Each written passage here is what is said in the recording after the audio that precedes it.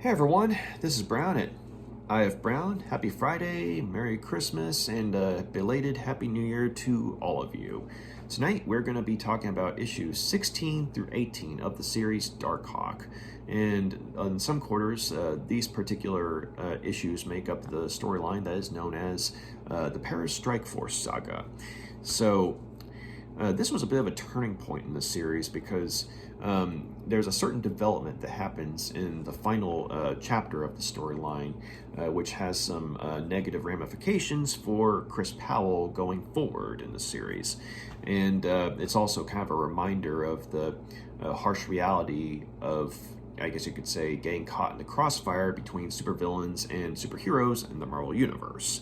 And so, while the storyline is sort of ho hum, this last development sort of makes, I guess it makes the whole storyline in general kind of a worthwhile read, in the sense that it actually impacts the character in the end.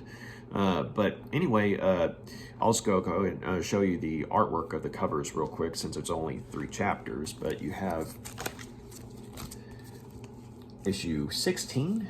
You got Darkhawk squaring off against the Peristrike force in question. You got Scattershot. You got Volga Bell. And then you got Siberian, kind of in the shadows there. And, with the hammer and sickle imagery, I mean, you can probably put 2 and 2 together and realize that this is a team of Russian supervillains. So you got issue 16.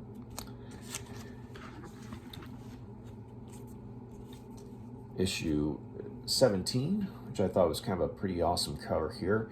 And you got Darkhawk, kind of in over his head against Volga Bell there, but unfortunately, Volga Bell doesn't actually say "In your face, Hawk" in this issue, but still pretty cool cover. Although it would have been funny if she had said that, Russian supervillain, saying "in your face," to Darkhawk. That would have been funny. But anyway, 17. Last but not least, issue 18, and this is Cywolf, the leader of the Peristrike Force. So this is probably my least favorite of the 3 covers, but ironically, it's probably the best of the 3 chapters. So funny how that works out. So issue 18.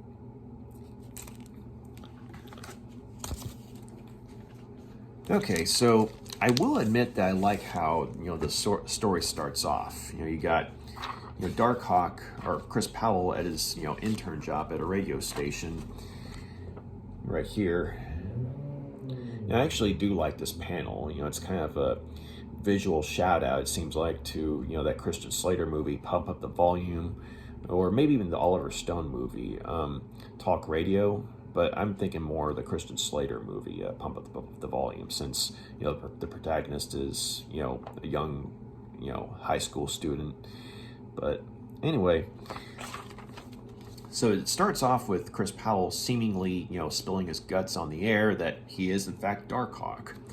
Good morning, New York. My name is Chris Powell, and it's time to reveal once and for all, I am the Darkhawk.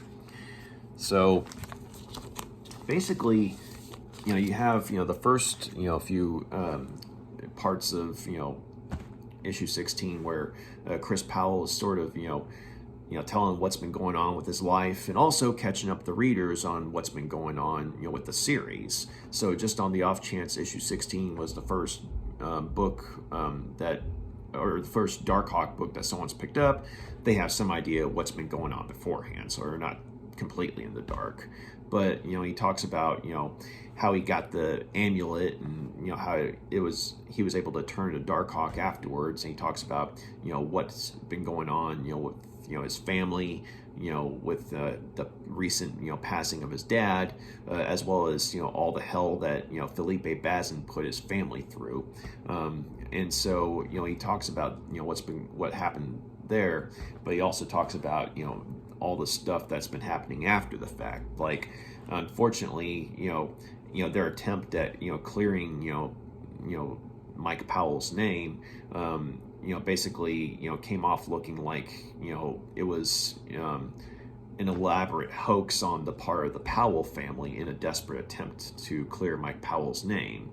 And so, to the world at large, Mike Powell is unfortunately, regarded as a crooked cop who got his just desserts, which could be further from the truth, or couldn't be further from the truth. And then on the other hand, you have the Bazin family, being able to, fall back on, their vast financial resources. And so, to the world at large, Felipe Bazin, even though he was in reality, mobster, a monster, who was a mobster. To a world at large, though, he was simply a financially successful individual who liked his antiques and spices and what have you.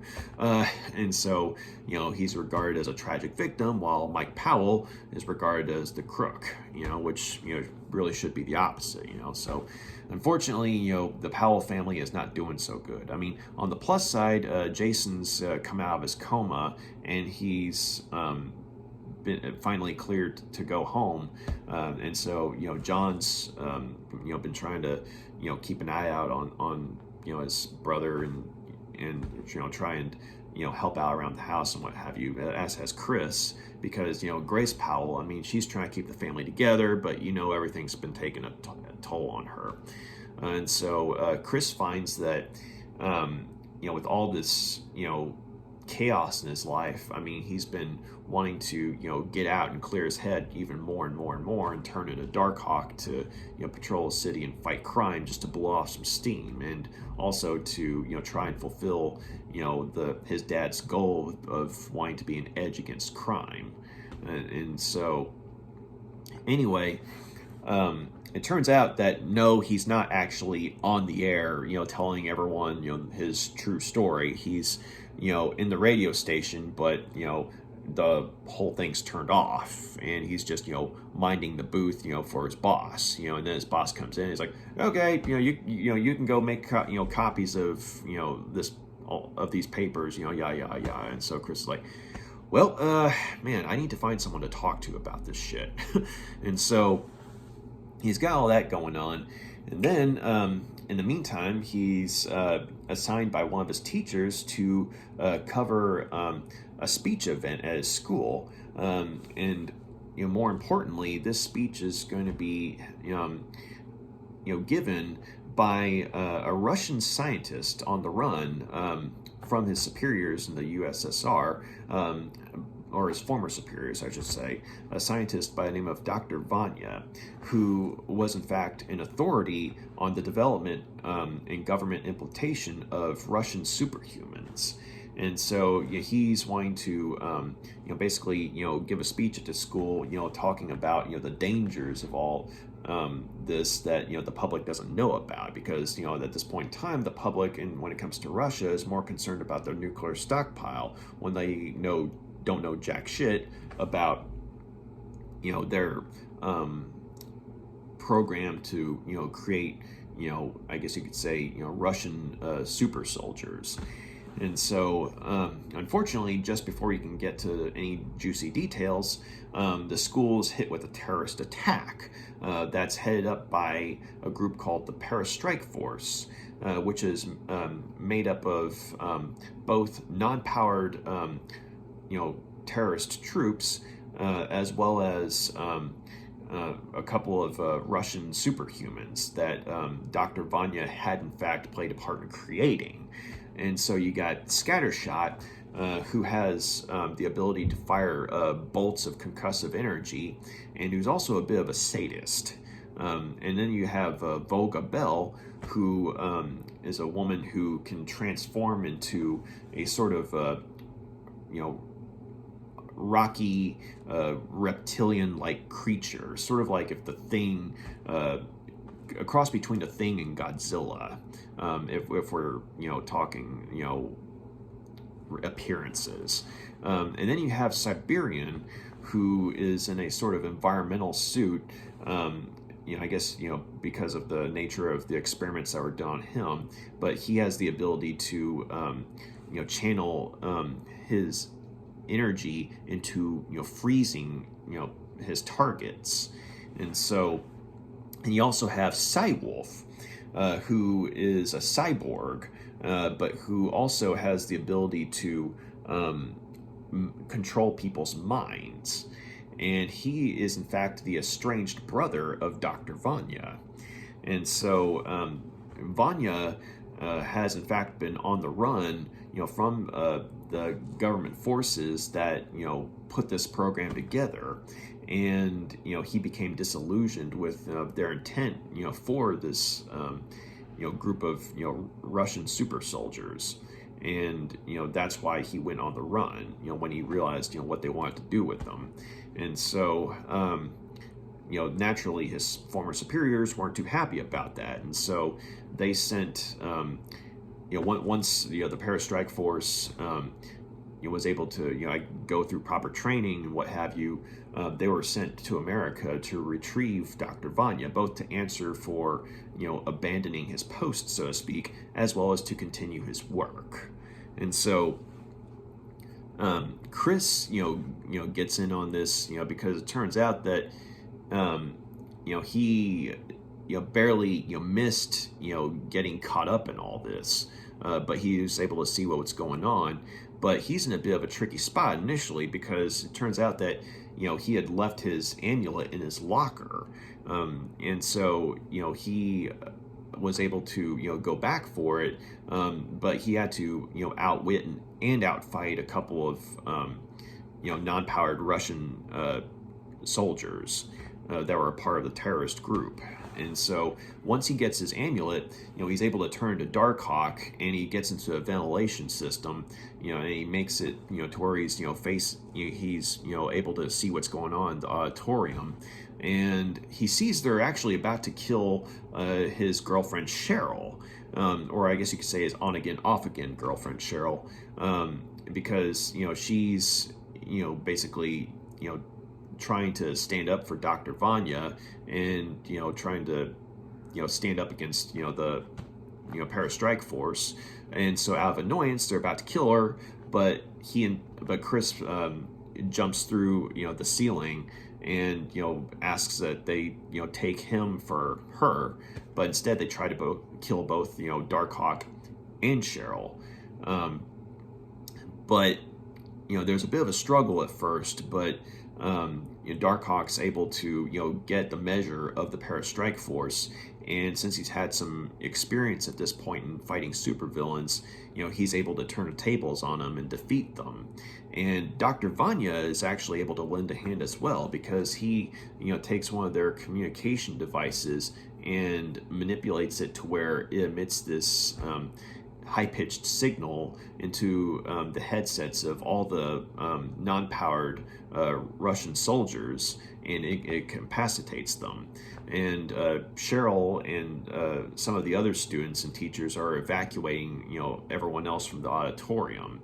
And so just when Chris is patting himself on the back, that's when Cywolf makes his appearance, and he takes control of Darkhawk, and tries to force him to kill himself, and so and that's also when he reveals that he's the brother of Dr. Vanya. But once the rest of the Peristrike force comes to, they persuade Cywolf to hold off on making Darkhawk kill himself, and they say, hey, why don't we make him help us escape? And so under Cywolf's control, Darkhawk, initially feigns that he's apprehended all the Peristrike force and is seemingly leading them outside to the SWAT team that's waiting for them. But at a certain point, that's when Darkhawk, in unison with the Peristrike force, lashes out and attacks the SWAT team and makes for one of their helicopters to get to the airport. And so once they do, with Dr. Vanya in hand, once they get a certain distance away from the school, Cywolf orders Darkhawk to throw himself out of the helicopter. And so under Cywolf's control, Darkhawk literally just falls to his death, or at least it would have been his death if he hadn't had the ability to turn back into Chris. And so, he falls from like 1 billion stories up in the air onto a car and breaks almost every bone in his body, but thankfully he's able to turn back into Chris. And so once he does that, he switches back to Darkhawk, and he's been repaired and healed up and everything at this point. And so he goes home, and his mom's wanted to be there for him, and she's wanted to check and make sure he's okay, because she knows that he was as far as she knows, he was a part of the student body that was captured for a bit by terrorists, and that's got to be a traumatizing situation.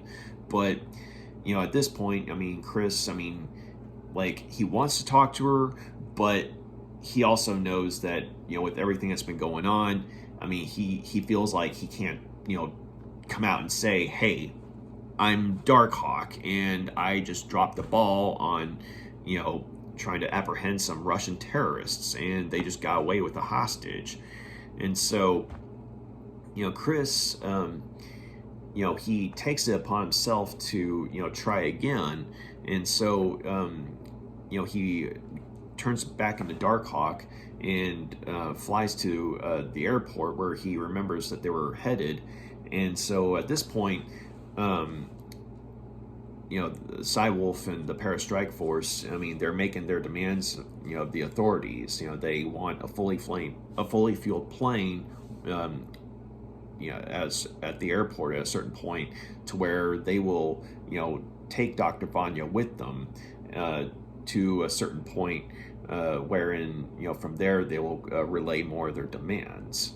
And so initially they're saying that they're going to a spot in Latveria, Dr. Doom's territory, but in fact they're going to be headed towards Russia entirely. They're going to bypass Latveria and head towards the Soviet Union, or I guess what was the Soviet Union. But anyway, so while all this is going on, Chris makes it to the airport and as Darkhawk, and initially he comes up with a plan to take the fight to the Peristrike force. But he realizes that if he comes in swinging as Darkhawk, well, they're all going to recognize him, and Cywolf will be able to take control of his mind just like that. And so he steals a food truck that the authorities are whipping together to takes a certain amount of supplies of food to the Peristrike force for their plane trip to Russia. But Darkhawk, he steals that truck and heads out there, and that's when he realizes, okay, I gotta change back to Chris, otherwise they're going to recognize me, and Cywolf will make me ace myself. So he turns back into Chris Powell, and he acts like he's a part of the SWAT team and everything. He says, hey, I got the food for y'all, it smells good and all that. But Cywolf makes him he basically takes control of him, and because he realizes that it was a trick, because the authorities say, hey, someone's coming your way, but it's not us, because in their mind, if they're truthful with the Peristrike force, they won't kill Dr. Vanya. But so there's another scuffle wherein Dr. Vanya is actually able to once again help Chris, and because initially they're about to kill Chris Powell, with, I guess you could say, their combined abilities, just for grins. But then Dr. Vanya actually comes to Chris's aid, but in the process he gets blasted by Siberian, as in encased in ice. And so with that distraction, Chris turns back into Darkhawk, and is able to surprise the group, because they're not expecting Darkhawk to come back and fight him again, because they thought that he threw himself to his death under Cywolf's control. But he is able to get Scattershot and Siberian to blast each other with their energy blast powers, and then with Volga Bell, he's ultimately able to outfight her. But then when it comes to Cywolf, he is able to actually use his own amulet, to jam the machinery that Cywolf has, on his head, where some of the energy is coming from that allows him to control, his targets. And so, he uses his own amulet, to just to clog it and destroy it. And so, once that happens, he gets the amulet back and, turns back into Darkhawk and, basically just wipes the floor with Cywolf. And, before Cywolf, goes, takes a dirt nap, he becomes delirious, and he's talking to his brother saying, we did it, brother, we have restored the Soviet Union, and what have you. And so then he falls unconscious. And so Darkhawk, he decides, he's like, okay, I did it, I defeated them, I stopped the bad guys. And so he turns around to help Dr. Vanya. But unfortunately, Dr. Vanya has been encased in ice too long. And so once Chris gets him out of there, there's no pulse. Dr. Vanya has been killed. And so, at this point, Chris, he starts panicking, and, he's, freaking out. He's like, oh my God, what am I going to do? And he, flees the scene as Darkhawk. But, later on, he's just, devastated. I mean, because, unfortunately, he, I guess, basically he was winging it when it came to, say, fighting, the Peristrike force and, trying to, apprehend them for the authorities and everything, but he didn't, count on, a civilian getting caught in the crossfire. So, this is probably going to have some, lousy ramifications going forward. But, okay, so here's what I thought of the story. Not a bad story. It was definitely a kind of a, shocking moment. The fact that they, actually went for it and, had Dr. Vanya killed off, partially due to, Darkhawk's involvement, or I guess you could say accidental involvement. So I liked that part, because it was like I mentioned earlier, it was a bit of, a reminder of the harsh reality of living in the Marvel Universe, wherein, you as an average civilian can get caught in a crossfire between, superheroes and supervillains, So I liked seeing, I guess you could say, the dark side of that.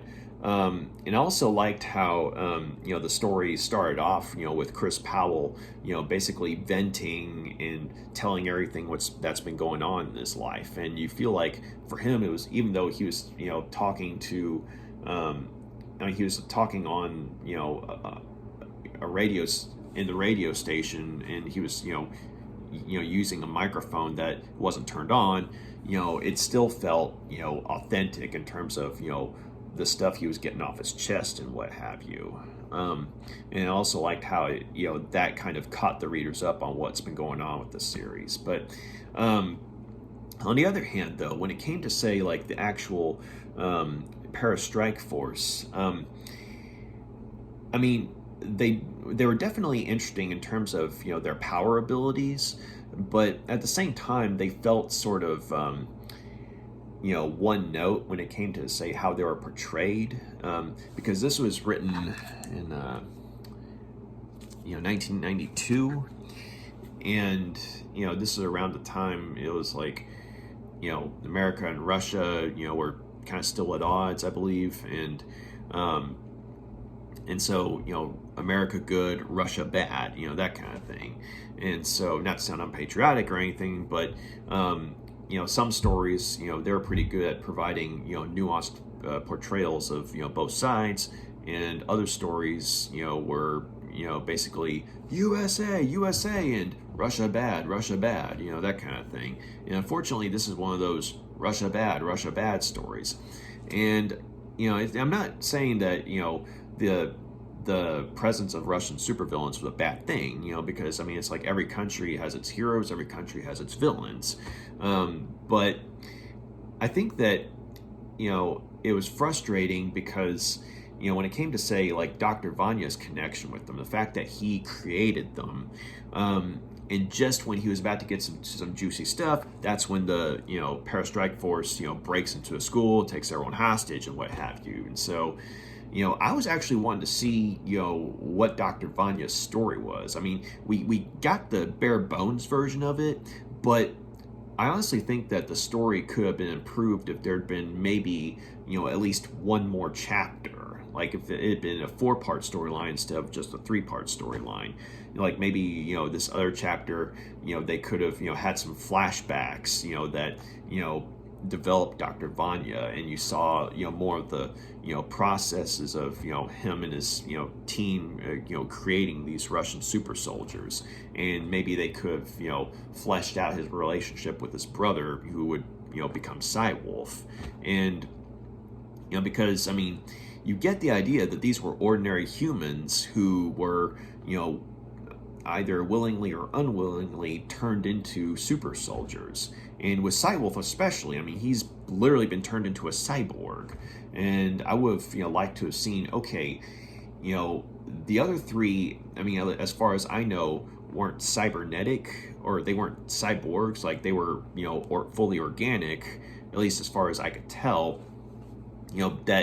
but they were able to, their powers manifested in a way to where it's like their bodies were still flesh and blood, whereas Cywolf was part human, part machine, and I'm like, okay, was there some sort of terminal disease he was suffering from where he's like, okay, go ahead and turn me into a cyborg, for Mother Russia or something like that. So I was wanting to see more of their background, who they were before the experiments and what motivated them, or did they have a choice in the matter? Because in some respects, like with the characters of Scattershot, for example, you get the idea that it was entirely by choice on her part. But on the other hand, with Siberian, though, you get the idea that maybe it wasn't his choice, because there's a point where they mentioned that Siberian has especially good reason to hate you, as in Dr. Vanya. So I was hoping that it would have been nice to have seen, more of their backstory, as well as Dr. Vanya's backstory. Like, it could have been an interesting, plot device of cutting between the present and the past. Like, the present with what's going on with, the school, and then the past with, what happened in Russia. And so, yeah, if they had at least one more chapter, I think that the Peristrike Force would have been, a better, they would have made a better impression for the readers, like they wouldn't have just been mustache twirling, Russian, villains. They would have been like, okay, yes, they're villains, but here are their motivations and their goals, and here's who they were beforehand, and here's why they are the way they are now, that kind of thing. And also, and maybe this just comes from the mindset of having grown up some since last reading these, but at least within the Marvel universe, I mean, the American government, I mean, they've got their own shady business when it comes to, the development of superhumans as well. I mean, you look at, storylines like, Daredevil, Born Again, you got, the failed super soldier, Nuke, their failed attempt at recreating Captain America, I mean, that right there, that's, definitely a shady part of, the American, military and government, in the Marvel universe. And so, I mean, that's just one example. But, I mean, it would have been interesting if, along with, Dr. Vanya, and his connection with, developing Russian superhumans, if there'd been, say, some sort of commentary on, the American the development of American superhumans for the military or government.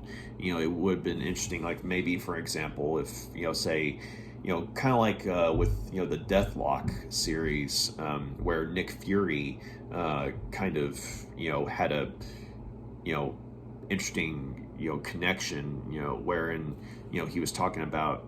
I mean, you saw how he was involved with some shady stuff, but at the same time, though, I mean, you saw what his motivations were, for not only Shield but for the American government as well. And so it's like he knew he was a part of a shady machine, but at the same time, he was trying to work within the machine for the benefit of the citizens of America. And so to try and ultimately keep the country safe in a big picture kind of way.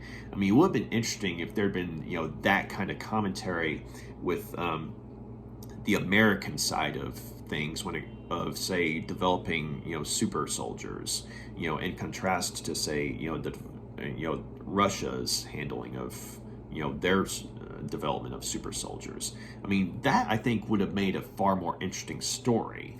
But instead, it's just sort of one note, stereotypical, at least in characterization, Russian supervillains. I mean, their powers were pretty cool, I will admit. Like visually speaking, they had some interesting appearances and costume designs and what have you. But it's just that their characterizations were very one note and bland. And the most interesting of them was arguably Cywolf, simply because of not only because of his appearance and his ability, but of his familial connection with Dr. Vanya. And like I said, it would have been nice if that had been fleshed out some more. But as it is, they're just sort of one note villains. Another thing though is that the character Cheryl, she came off as very annoying and frankly, downright stupid in this storyline, because in the other stories where she was featured, I mean, she didn't have a huge part in the Darkhawk's story, but at the same time, I mean, she had a supporting role, in the sense that she was a part of Chris's life and what have you.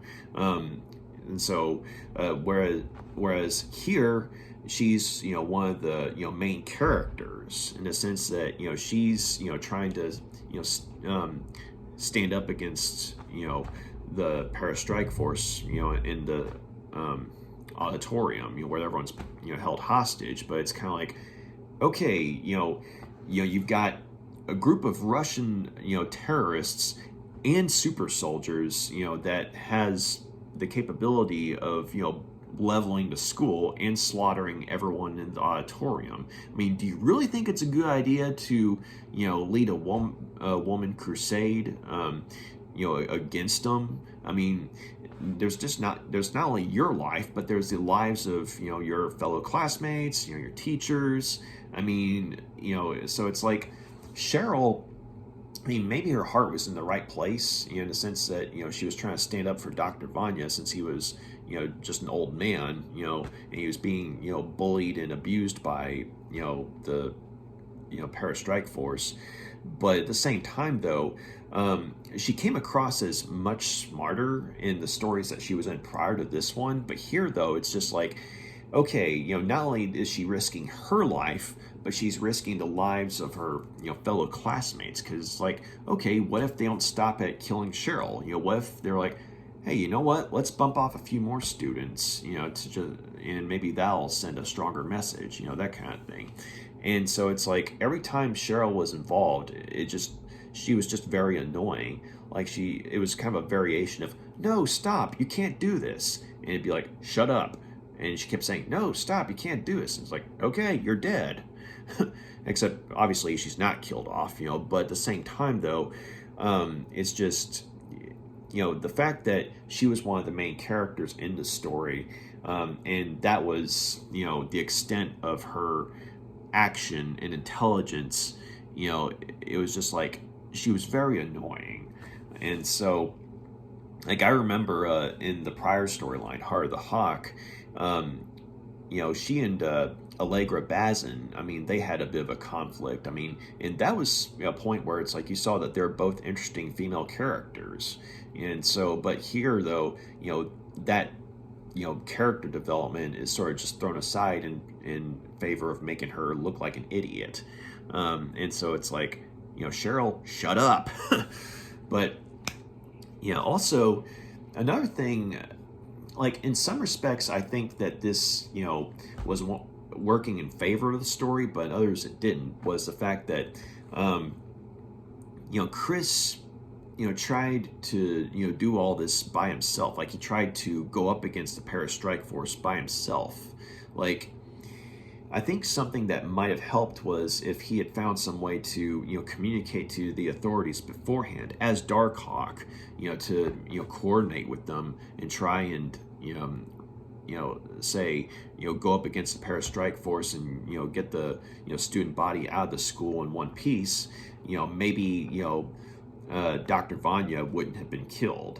But instead, I mean, because he tried to go it alone and, play, lone wolf, I mean, one, because of the fact that he was possessed by Psywolf, and was forced to, help the Peristrike force, get away from the SWAT team. I mean, as far as a SWAT team and, the public's concerned now, Darkhawk is a supervillain. I mean, at least that's how, the storyline leaves off.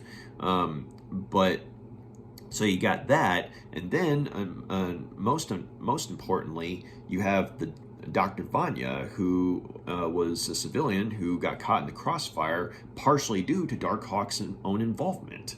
And so, I mean, if Chris had maybe used his head a little more, or if he had, like I said, as Darkhawk, communicated with the authorities and said, hey, what can we do here, to work together and stop these guys, I think things might have turned out differently and with a more beneficial outcome for all involved. Or maybe they could have gotten some of, the Avengers involved, to help out as well. Who knows? But because, Chris tried to go lone wolf about it, there was a very tragic outcome, not only for himself, but for, Dr. Vanya, who it's debatable as to whether he was innocent or not, but he was a civilian who got caught up in the crossfire. Like I said, partially due to Darkhawk's involvement. But, I mean, maybe in some respects, I mean, it was just desserts for him because, I mean, one of the, downsides to not having a fully fleshed out story is we don't know, what he was like prior to, him feeling guilty or in disillusion with his, involvement with creating the Peristrike force. I mean, or at least the superhumans that would make up the Peristrike force. We don't know, like, was he just as evil as, they were back then? I mean, was he, a good guy all along who, just, kind of, became guilt-stricken about, his involvement and went on the run? I mean, we don't get that much, detail about him. So we don't know if this was just a straight up, tragic outcome for an innocent old man, or was this something where, I mean, yes, he's an old man and yes, he's remorseful, but, he did some shit in the past that was like, okay, you're definitely, in the, same territory as, malevolent mad scientist, that kind of thing. So it's like, his death was tragic for sure, in the sense that it could have been prevented. But at the same time, we don't know if he was like strictly, an innocent civilian. We know he was a civilian, but was he an innocent civilian, or was he, someone who kind of had it coming because of, past events? I mean, we don't know, but it's definitely a tragic outcome in a sense that it's a civilian death that could have been prevented, had Darkhawk handled things differently.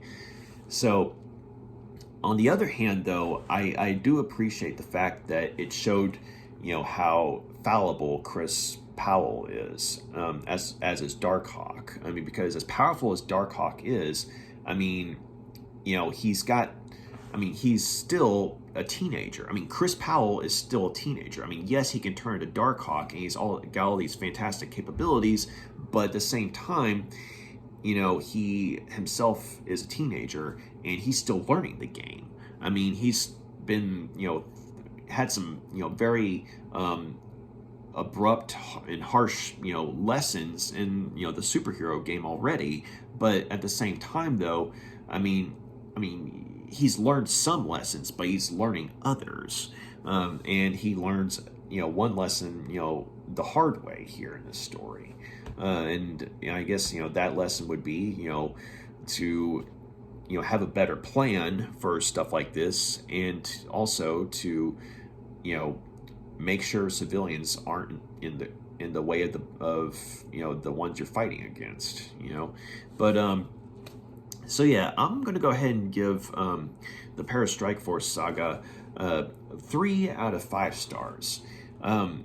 It wasn't a bad story by any means, but at the same time, in comparison to the prior two storylines that were legitimately good, this one does kind of suffer in comparison, in a sense of say, one, as abbreviated as a storyline is, we don't get as, say, much development as we could have had for the Russian supervillains, and so as a result, they're just, yes, they have some cool costume designs and some flashy abilities, but they're very one note in their portrayal, and also there's a missed opportunity in the sense that we could have within their chapter, we could have, gotten more of an insider's look onto, say, what was it like in Russia in terms of, creating, the super soldiers.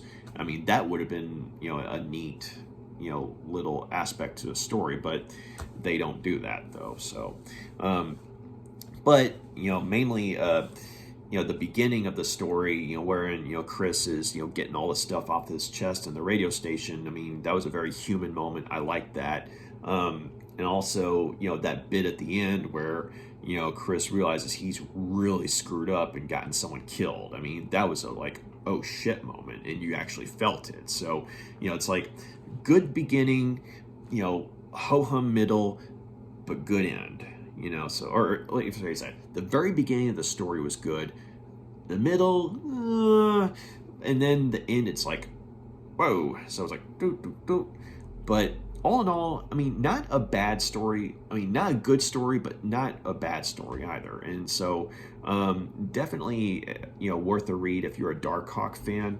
And so, yeah, not as good as the stories that came beforehand, but at the same time, it has its moments for sure.